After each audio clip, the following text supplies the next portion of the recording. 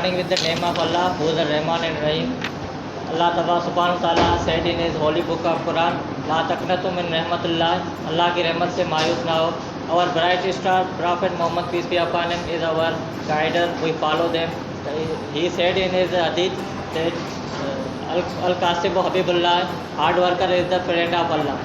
Today we have gathered here. आज हम यहाँ पे जमा हुए हैं. ये जो मीटिंग मुनक़द की है वो CEO साहब के आर्डर्स के मुताबिक यहाँ पे हम जमा हुए हैं. आज की जो मीटिंग हमारी सेल्स में जो डिक्लाइन आया है उसको इंक्रीज़ किस तरह किया जा सकता है उसके बारे में प्रोसीड की है. मैं सारे दोस्तों को यहाँ पे खुशामदीद कहता हूँ.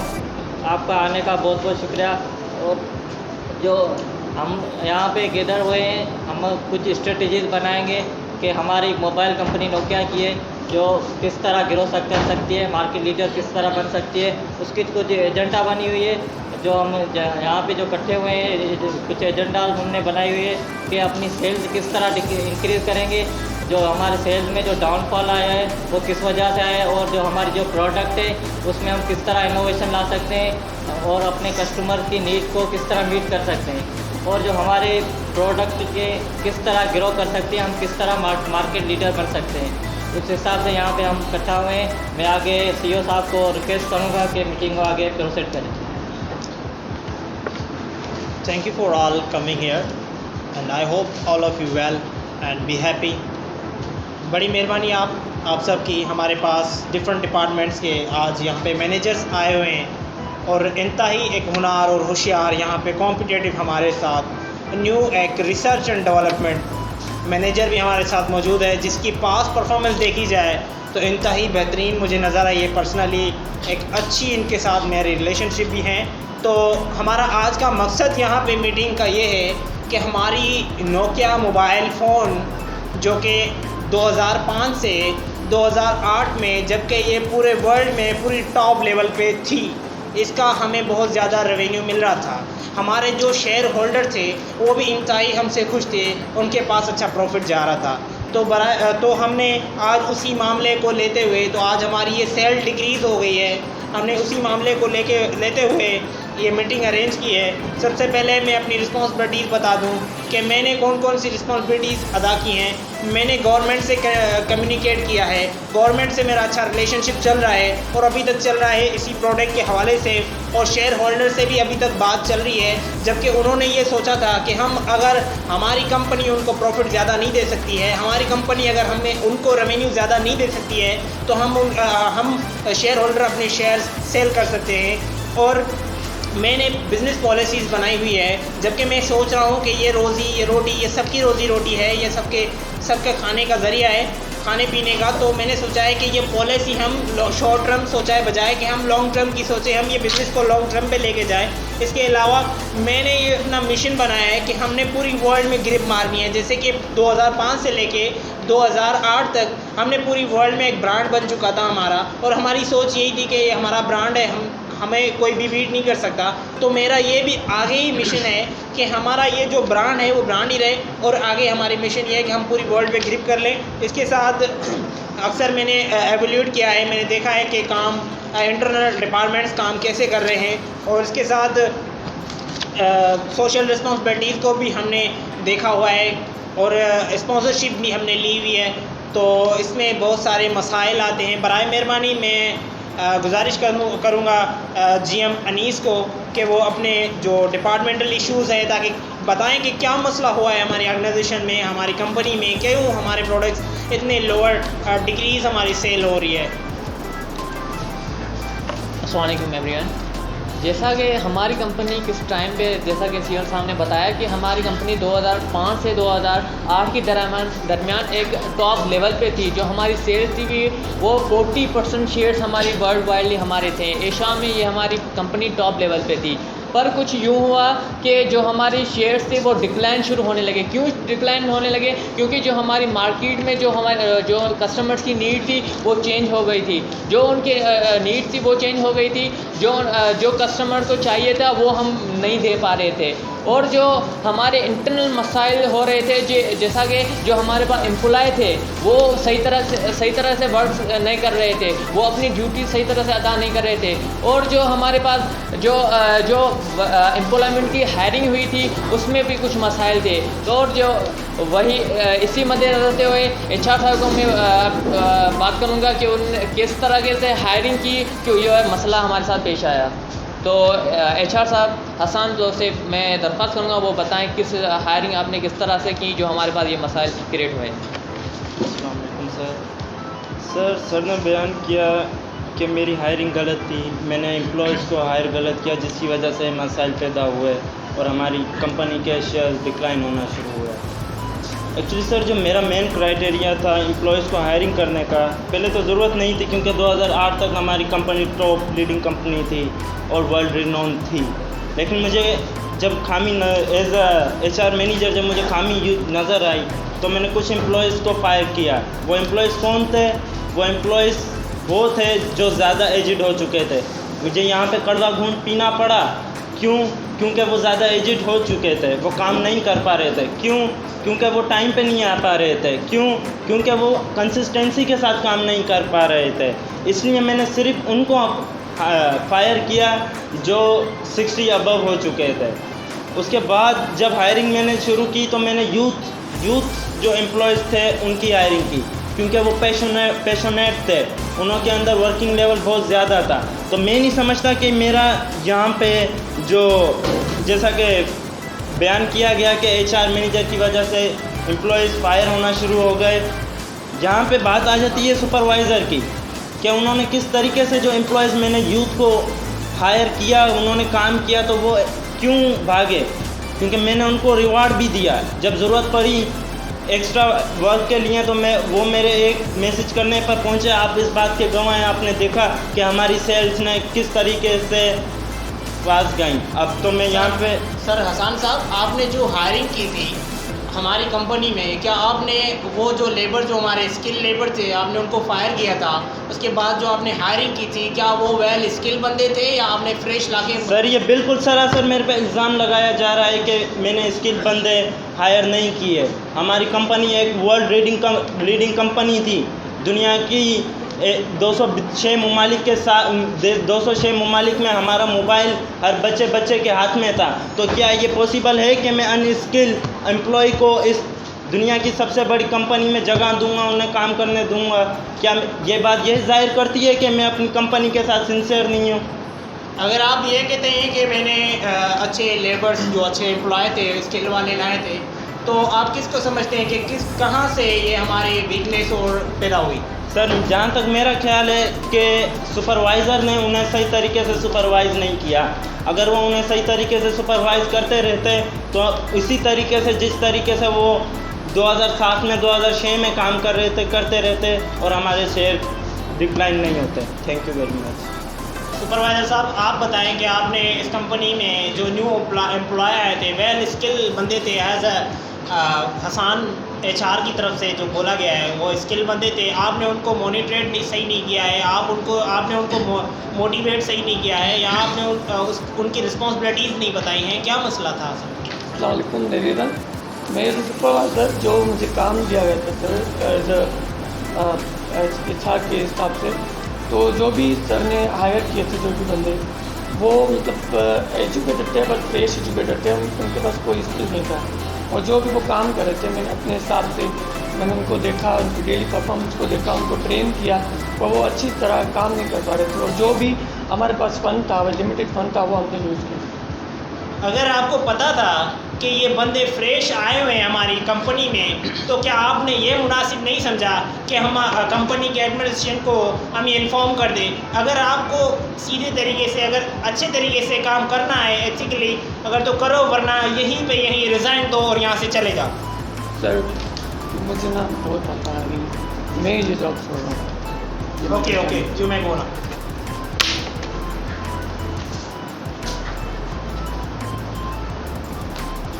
तो इसके बाद देखा जाएगा कि मैन्युफैक्चरर पे बात आती है, तो मैन्युफैक्चरर पे बात देखी जाएगी कि उसने हमारे मॉडल्स मोबाइल फ़ोन में कौन सी इनोवेशंस लाई है। बराए मेहरबानी अली गुलाम साहब, मैन्युफैक्चरिंग मैनेजर, हमें अपनी व्यूज़ दें। वालेकुम एवरीवन, सी साहब का बड़ा ही शुक्रिया जो हमें मौका दिया। सबसे पहले मैं आपको सब कहना चाहूँगा कि जिस हिसाब से हमने 19th सेंचुरी में जो हमने काम किया था, उसमें हमने जो फीचर्स लगाए थे उसमें माशाल्लाह बहुत अच्छे फीचर्स उसमें लगाए थे।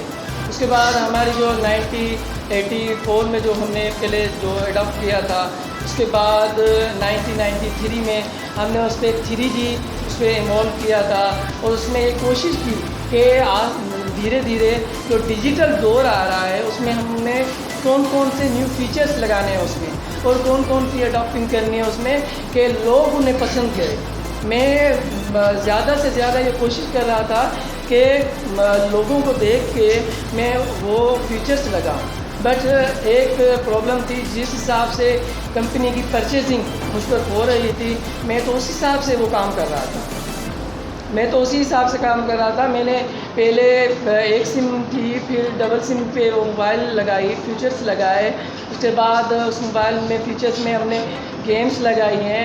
उसके बाद जैसे जो 2000 के बाद जो हुआ है उसमें हमने जो देखा है, जो डिजिटल दौर हुआ है उसमें जो न्यू फीचर्स आए हैं वो कौन कौन से आए हैं, हमने वो लगाने की कोशिश की है और वो हमने लगाए भी सही।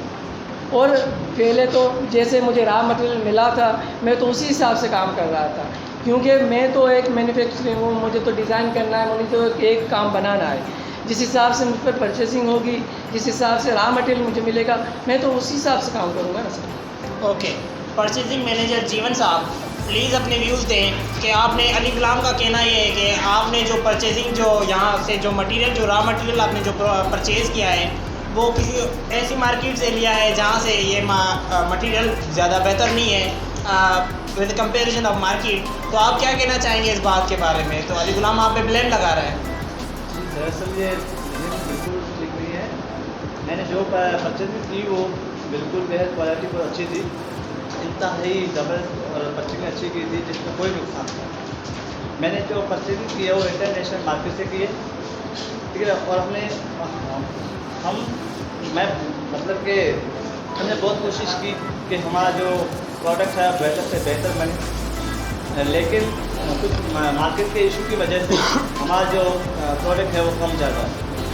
तो ये जो प्रॉब्लम जो है वो मार्केटिंग जो मैनेजर है, मार्केटिंग की प्रॉब्लम। तो मार्केटिंग मैनेजर साहब आप हमें जवाब दें कि क्या इन्होंने प्रोडक्ट अच्छी बनाई थी और इन्होंने प्रोडक्ट्स अच्छी बना के आपको दी थी और आपने मार्केटिंग में कोई वीकनेस पैदा की है जहाँ से मार्केटिंग ने भी प्रोडक्ट लोगों को अवेयरनेस नहीं थी इस प्रोडक्ट की, ताकि प्रोडक्ट हमारा डाउन चला गया है? अस्सलाम वालेकुम एवरीवन, जैसे कि मैं मार्केटिंग मैनेजर है नोकिया कंपनी। देखिए मेरा काम ये था कि जैसे ही पहला मोबाइल लॉन्च हुआ था 1986 में, तो उस दौर में कोई भी फैसिलिटी ना थी, ना तो कोई डिजिटल मार्केटिंग थी, ना तो एंड्रॉयड मोबाइल था। उसके बावजूद भी मैंने टेलीविज़न पे मेरा जो वीडियोज़ थी वो मैंने चलाई और मैंने रेडियो में मेरा जो वॉइस था वो मैंने रिकॉर्ड करवाया। उन सारी फैसिलिटीज़ के बावजूद, उन सारे फैसिलिटीज़ ना होने के बावजूद भी मैंने बहुत सारा काम किया, ठीक है।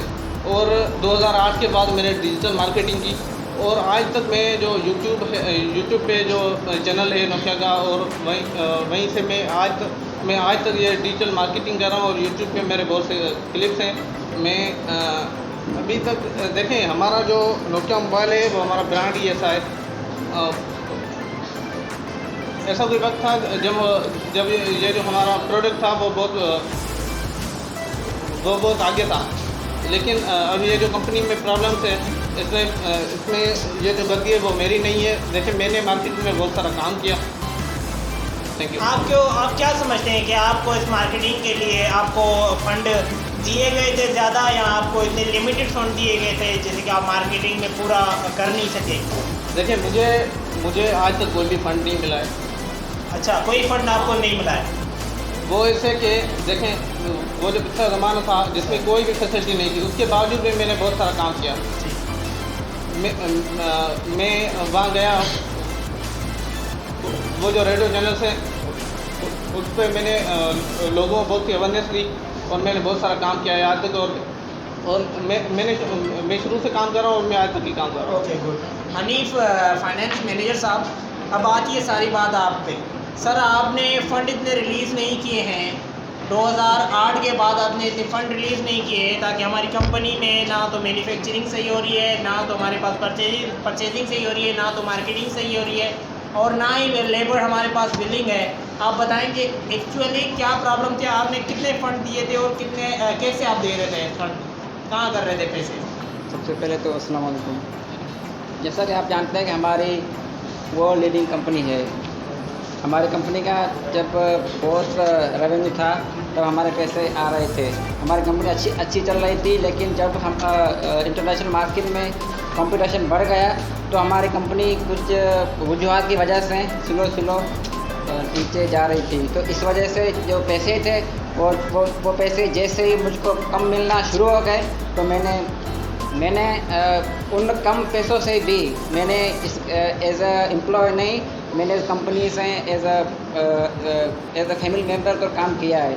मुझे खुशी है कि मैंने वो लीडिंग कंपनी के साथ काम किया और कर रहा हूँ। लेकिन जो पैसे मेरे पास आ रहे थे और उन पैसों से मैं कोशिश करके जो सारे डिपार्टमेंट थे उनको मैं पैसे दे रहा था। देखिए हमारी बहुत बड़ी कंपनी है, हमारी कंपनी बहुत बड़ी है, हम अपनी कंपनी में सोशलाइज भी करते हैं। हमारी कंपनी बहुत बड़ी है, हम अपनी कंपनी में सोशलाइज भी करते हैं। हमारी कंपनी में जितना मुनाफा होता है हम उन मुनाफे से 1 या 2% जो कुछ गरीब बंदे हैं या कुछ गरीब जो लोग हैं या कुछ गरीब स्टूडेंट हैं हम उनकी हेल्प करते हैं। तो देखिए ये सारा खर्चा मिला के हम लोगों को सोशलाइज भी करना है। ये नहीं कि हमें सिर्फ अपना पेट भरना है। हमारी पहली तो कोशिश ये है कि हम अपनी जो पब्लिक है उसको अच्छी क्वालिटी दें और उससे जो मुनाफा होता है उससे हम जितना हो सके हम अपने सोशल फैक्टर में यूज़ करें।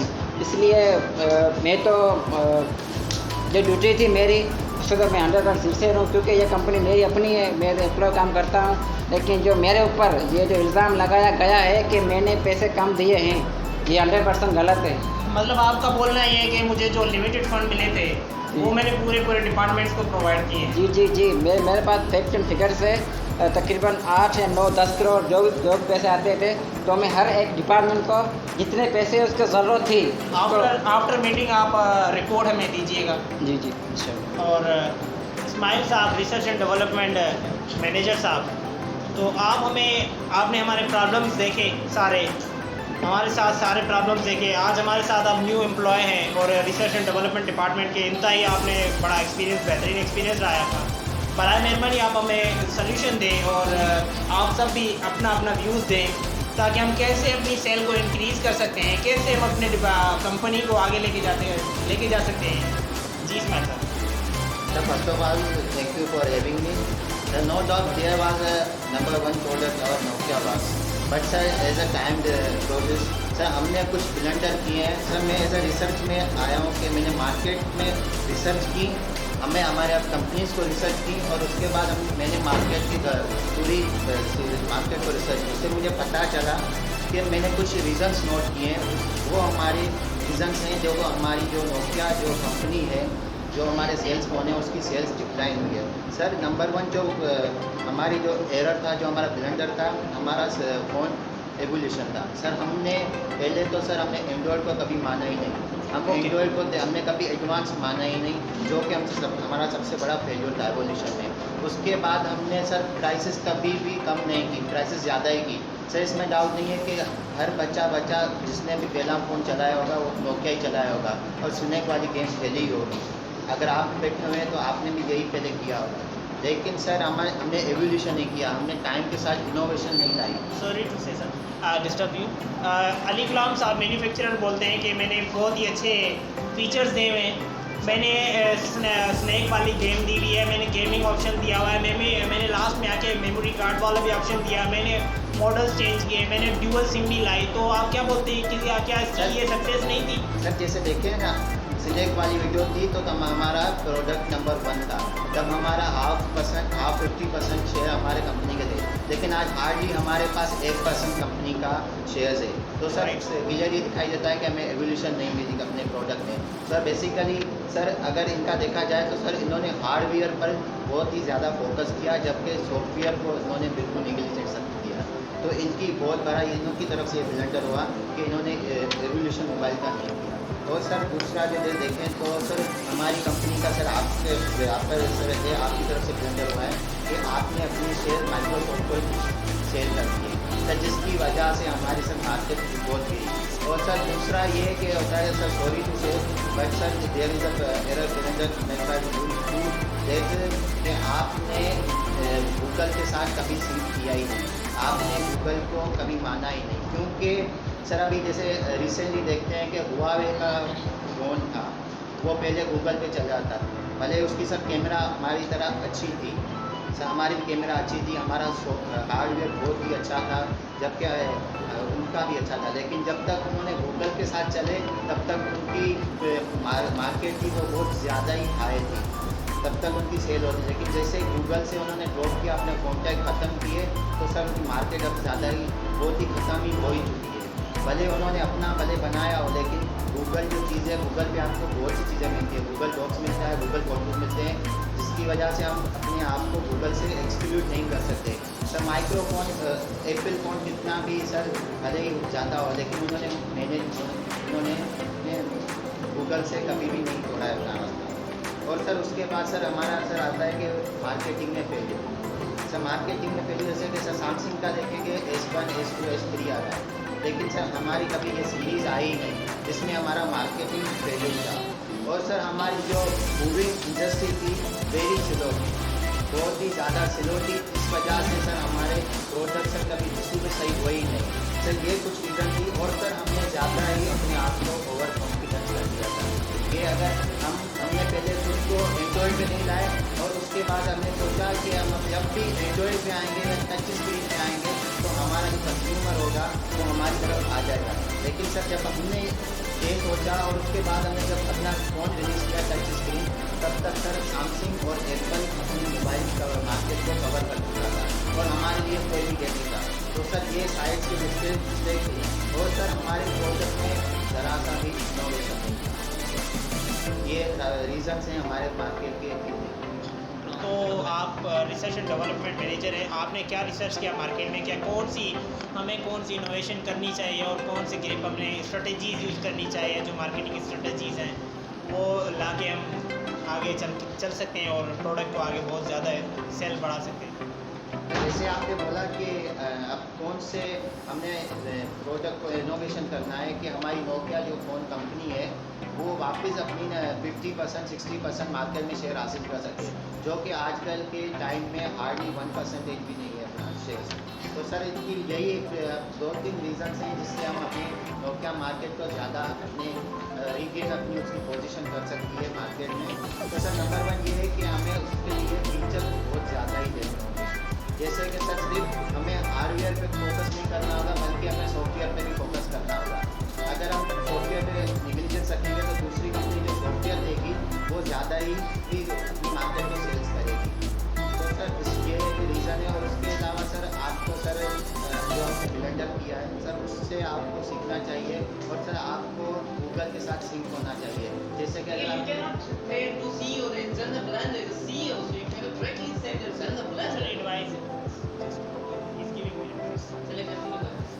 तो आपने एक मिस्टेक की है जिसकी वजह से आपको गूगल को वापस आपने सिंक करना होगा, क्योंकि आप गूगल के बगैर okay, thank you for coming here. और सबको मैं यही बोलता हूँ कि जो इस्माइल साहब रिसर्च एंड डेवलपमेंट मैनेजर थे, उसने बहुत ही अच्छी रिसर्च की और अंदाज़ा भी लगाया, आगे प्रोडिक्शन भी की फ्यूचर मार्केट की। तो कितने पर्सन है जो कि इस्माइल की बात से मुतफिक है? अगर मैं अपना बोलना चाहूँ तो मैं 100% मुतफिक हूँ। मैं अगर पहले भी सोच के अगर डिसीजन लेना था तो यही लेना था। अगर जितने मुतफिक हैं तो प्लीज़ रेज योर हैंड्स आप। सर जैसा कि मैं इससे मुतफिक हूँ, कहते हैं ना जो बेहतर होना छोड़ देते हैं ना वो बदतर होना शुरू हो देते हैं। हमारी कंपनी बेहतर थी लेकिन हमने बेहतर होना छोड़ दिया, इसलिए हम बदतर हो गए। अब हमें फिर से बेहतर होना पड़ेगा इंशाल्लाह। मैं यहाँ पे एक बात आपको बताना चाहूँगा रिसर्च के बारे में कि जो हमारी कंपनी है, जो हमारे कस्टमर्स हैं, जो थे हमारे